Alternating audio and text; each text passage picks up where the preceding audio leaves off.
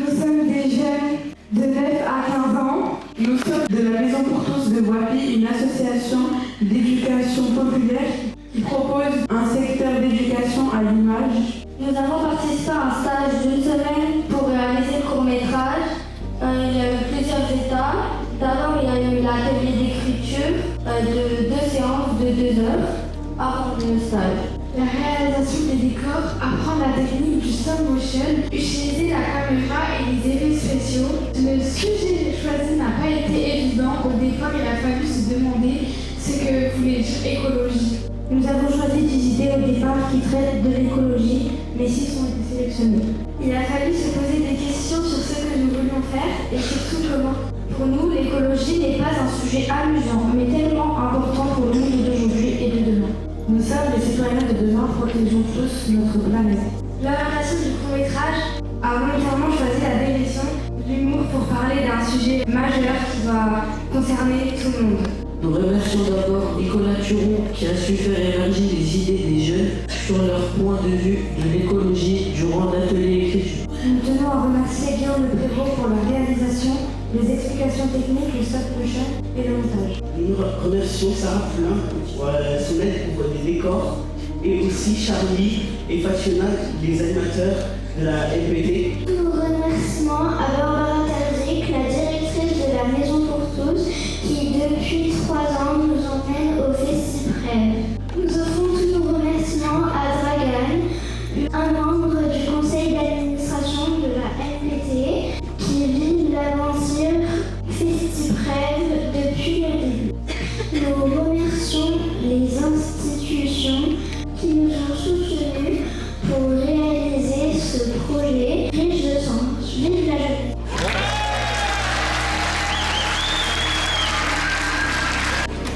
Allez-y public, c'est à vous.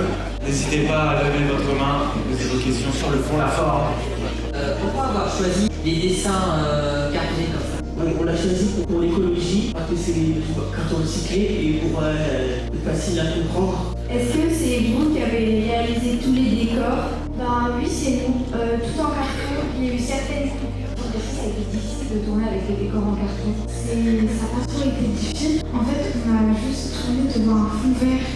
Et ensuite, on a été incrusté dans le décor. Et les cartons, en fait, ils font même pas la taille de mon bras.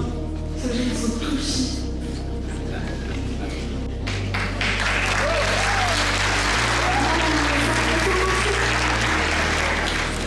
Vous avez pris combien de temps à le faire, le court-métrage?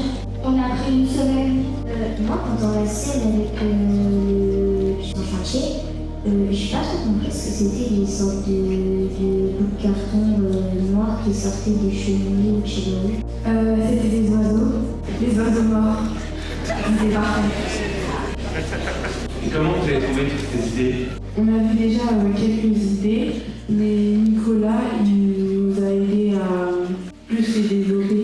Est-ce que depuis la réalisation du film, vous faites plus attention à la politique? Ça nous a appris à devenir un peu plus écologique parce qu'à la base, on ne faisait pas souvent attention à toutes ces petites choses qui peuvent avoir un impact sur le monde.